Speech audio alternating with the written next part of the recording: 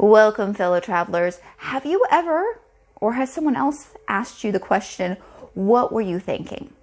Now, this question usually follows when we screw it up. Now, if you're like me, you probably could say it's probably easier to ask me when haven't I or somebody else asked me this question. And this question, a lot of times you just kind of look at someone like, don't know. And you don't know what you're thinking, because sometimes we aren't the ones thinking. I mean, it might be our subconscious mind, which we've had discussions about the subconscious mind before. But just a quick repeat is our subconscious mind is like a little kid that doesn't understand sarcasm, that doesn't understand wordplay, that doesn't get, again, sarcasm, the adult language for most of us. Now, it takes things literally. When you say, I want to eat you up, it's like, ah! Type of thing. So with our subconscious mind is generally what we were thinking. That's usually the answer. And we don't know. So it's kind of one of those questions that we don't know. The only way we can know is by meditating or checking in or mindfulness, whatever you want to call it. You don't have to look at your practice as a meditation practice, because I know there's a lot of things that people think when they think meditation. They think sitting in lotus position, which you don't have to. Being quiet, being still. There's walking meditations. As long as you're mindful, as long as you're tuning in to the deeper part of yourself. One way you can meditate pretty easy is to just ask yourself, who am I? Now, just for the sake of your sanity, is who am I is never going to be answered. You'll have answers, yes, but the answer is never going to come up. You'll have, I am Susan, I am this old, I am this, I'm this, I'm this, what you've done, what you do, what you look like, what you weigh. All those things are going to come up when you ask yourself, who am I? The real true answer probably will never actually show up. Now, that's okay, because we're sitting there. We're trying to get the subconscious mind to give us what it's got going on down there. It's, when they give examples of the subconscious mind, the conscious mind is the tip of the iceberg. The subconscious mind is what's submerged below. So for most of us, unless you're doing mindfulness practice, meditation, you don't really have much contact with the subconscious mind in a meaningful way. You have the subconscious shooting stuff up at you. Like all of a sudden you'll be having a wonderful day and you'll hear something or see something, and then some thought will flash through your mind, and you might not even recognize the thought because it happens so fast and we think so many thoughts a day that you might not notice that you had a thought, but then all of a sudden a feeling kicks in. And feelings are usually responses to a thought. And we might not even know. I mean, if you've thought the same thought over and over and over again, or some variation of a thought over and over and over again, guess what? You might stop noticing it after a while. It might be one of those things that feel like how your heart beats by itself, or there's a part of your brain that controls your heartbeat and your breathing. Because if we had to do it all the time, we wouldn't have the energy to do anything else. The same with some of our thoughts. If we had to actually think the thoughts and we had to respond to certain things wouldn't get done, like almost everything. So what I want to do today is do a meditation. And now this is just a quick run through of a meditation. And I want to kind of give people different choices, because we all have different things in our lives that resonate with us. And this meditation I want to give you is about gardening or farming or landscaping, however you want to look at it, depending on where you live, what you've grown up around. Now, you don't have to be a master gardener. And you might be like, I didn't know there was such a thing. And this might not necessarily be the meditation for you. However, take it in the most basic way you can, or leave it. I do other meditations like the Ring of Power or the theater or the mirror, whatever works for you. These are just things to kind of get you in communication with your mind, your subconscious mind. And again, it doesn't have to be a long, drawn out process where you're sitting in lotus position. You can be lying down. It would be best if you could take 10 minutes in the morning when you first wake up and 10 minutes at night before you go to sleep, and try different things that resonate with you. And it doesn't have to be professional. You don't have to listen to one of my meditations or somebody else's meditations. You could just take some of these ideas and run them through your head in whatever way possible.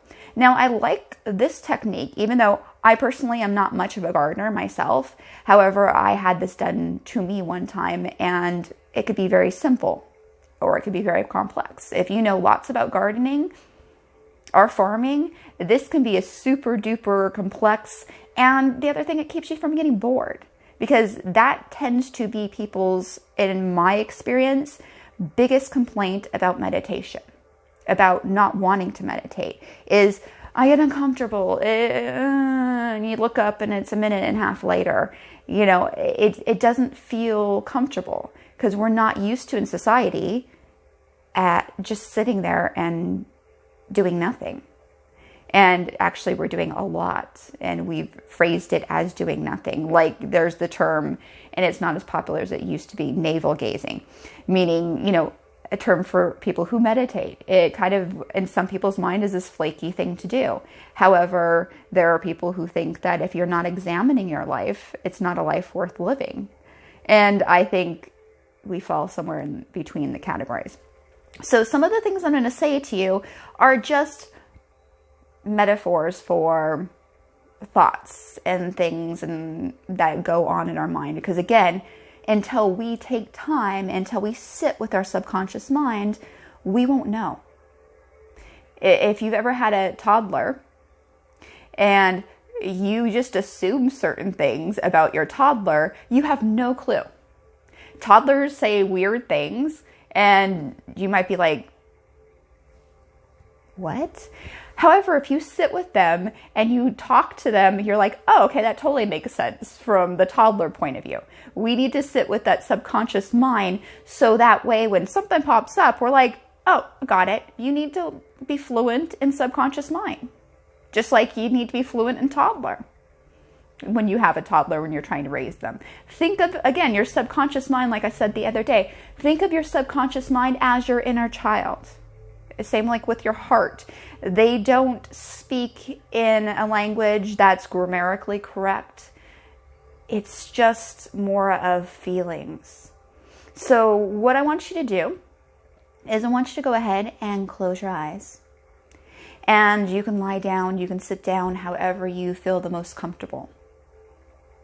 And I want you to, as you close your eyes and get into a position that feels really good, I want you to bring your attention and your awareness to your breath. And again, without pushing, without force, just being aware of the quality of your breath. Is it deep? Is it shallow? Are you able to breathe in and out through your nose? Do you feel it entering, exiting the nose? Or do you feel it more with the rise and fall of the belly? Can you feel a rhythm? Good. And just keep most of your awareness on your breath. And remember, if you need to, you can wiggle, you can move. Be as comfortable as you possibly can.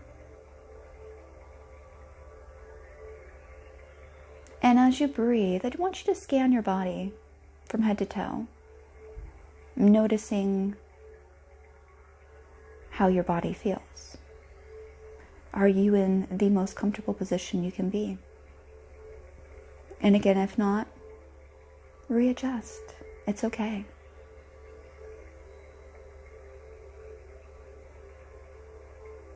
And once you've scanned through your body, bring your attention, your awareness all the way back to the breath.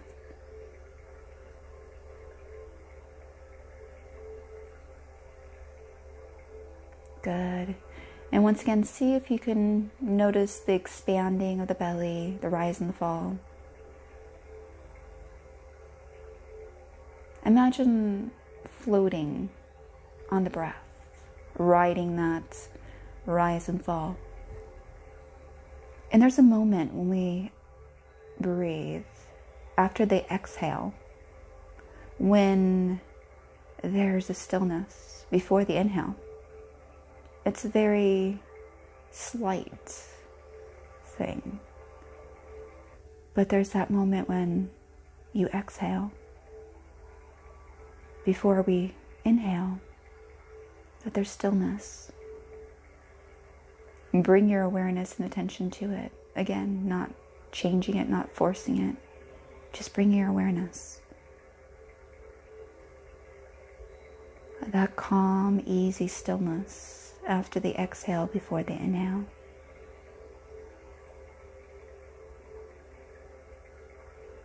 Anytime that we feel tense, anytime that we feel stressed, anxious, bring your awareness, find that still point.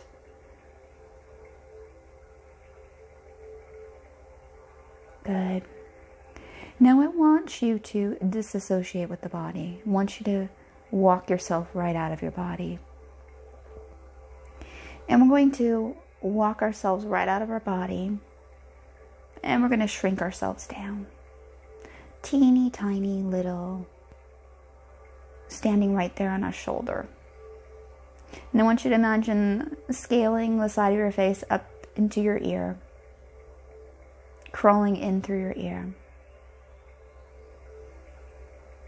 And walking through this cave of you. Until you find your subconscious mind.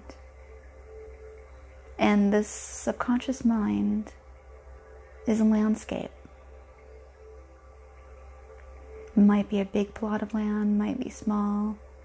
And there might be trees, there might be vines, there might be all sorts of things growing there already. It might be barren.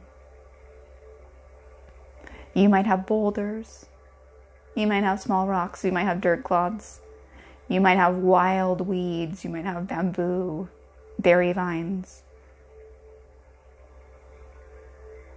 Your area might already have beautiful flowers. Hedges might have beautiful fruits, vegetables. But just survey this. And if you'd like, you can call in your master gardener or your landscaper. Or you can take time by yourself. It's up to you. And I want you to just look around. Noticing, are there rocks? Are there boulders in the area that we want beautiful, rich soil? What does your soil look like? Is it pale and lifeless, almost like sand? Or is it rich and dark? Maybe with some beautiful worms crawling through it. Or again, you might already have fruits, vegetables, flowers.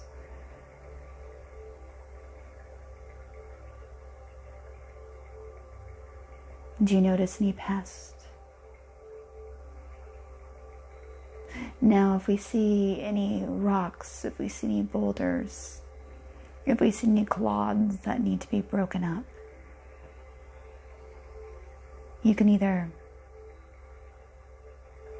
have them broken up, or you can even just wish them to a pile on the side. Sometimes rocks are helpful. You might use them in creating your garden. Not everything needs to be discarded. However, point, dismiss, send to a pile, or send away the things that don't serve you. Now, if you notice that you have pests of any sorts, you have choices. There are natural ways to get rid of the pest. Things like breathing, or sticking with the gardening, things like ladybugs, things like natural things to combat pest.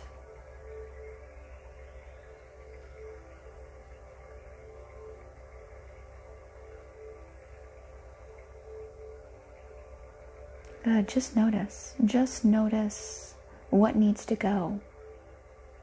What's not serving you, what's not serving your garden, what's not serving the land. Sometimes we like to keep some stinging nettles and some dandelions for the bees.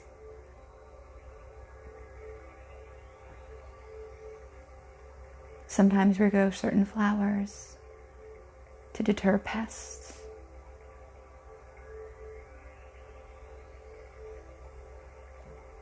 Just take a look around.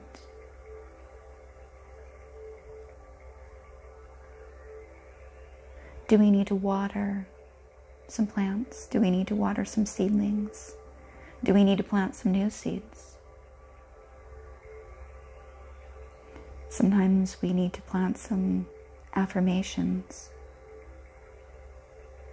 Do we need fertilizer to make this grow?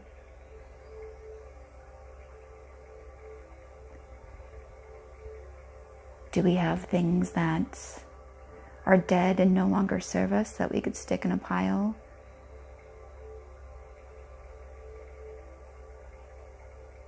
For organic fertilizer?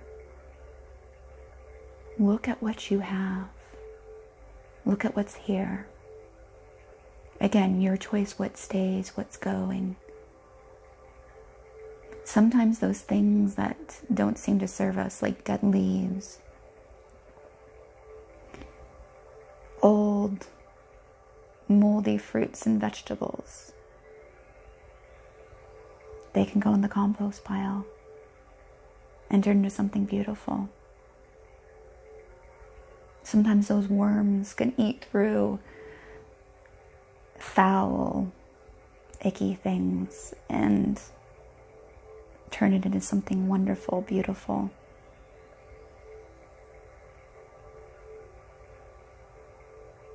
What things are going on in your mind? What thoughts, much like other things, do we want to discard? Do we have big, huge stumps that we need to remove? Or can we plan around?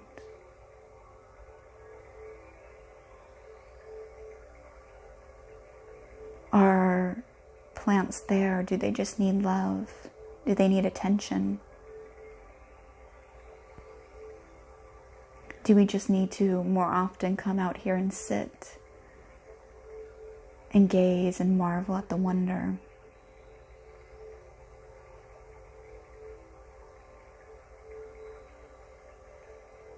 And this garden, this land is magical. It doesn't necessarily abide by the scientific laws. You can change it every day, any day. You can make this the most wonderful, beautiful place you've ever seen. All it needs is a little attention, a little love.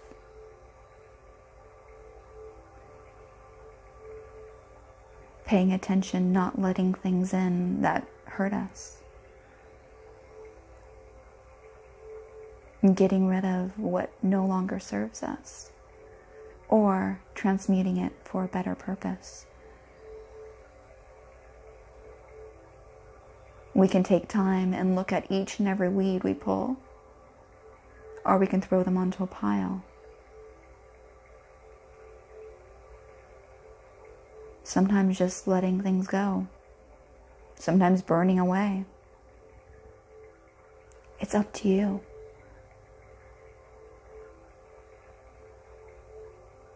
You can and you will produce the most beautiful plants, flowers, fruits, vegetables. Sometimes it takes a little time, and sometimes in no time at all. We can produce. It is up to you. You can build a little bench, a place for you to sit and quiet yourself and just enjoy.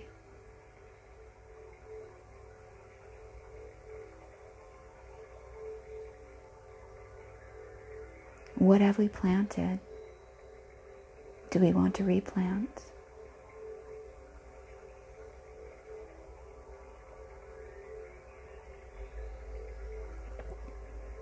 Good.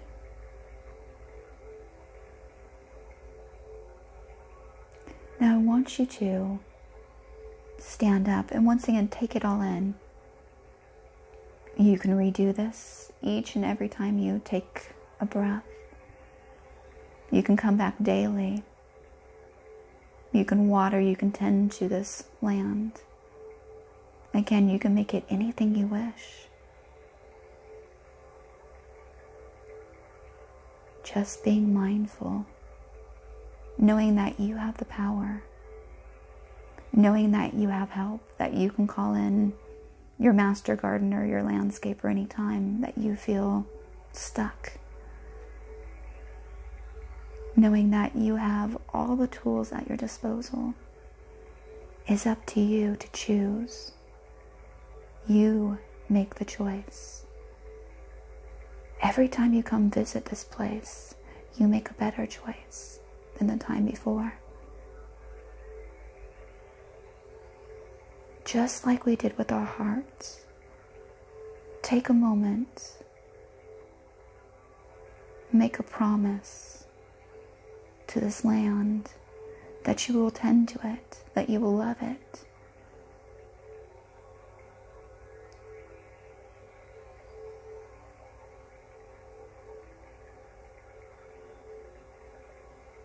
Good.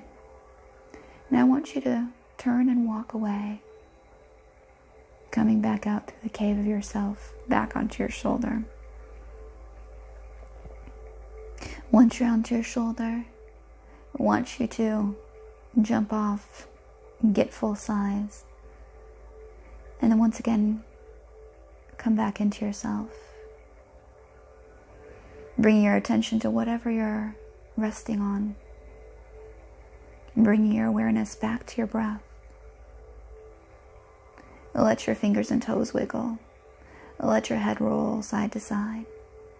And when you're ready, come up to a nice, comfortable seated position. Good. All right, fellow travelers.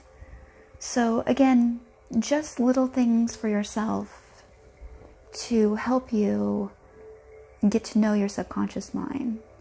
And again, you make all the choices. You can do this on a daily. You could take a really big look at the leaves, the weeds, whatever you need to do. Or if you've already know this, if you already know the things that you're seeing, you can indeed toss them away. You can take, again, 10 minutes in the morning, 10 minutes in the evening, 5 minutes in the morning, couple minutes in the afternoon, whatever. Tend to yourself, tend to their subconscious mind. You can do this, and you're worth it. All right, until we meet again, peace, love, namaste.